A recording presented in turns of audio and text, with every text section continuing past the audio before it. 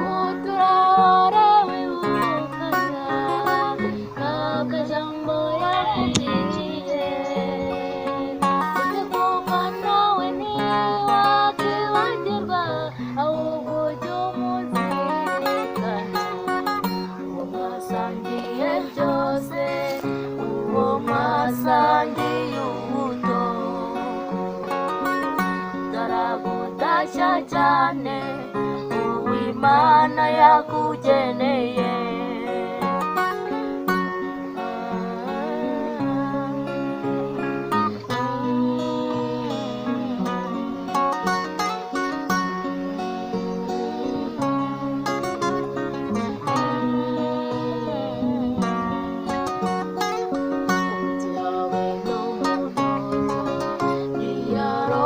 Guhemukira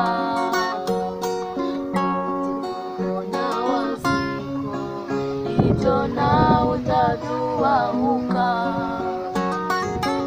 uturahora wibukana kakajambo wakubwiye, utimuka nawe ntiwakwibagirwa, ahubwo ujye umusirikana, mwasangiye byose, uwo mwasangiye ubuto,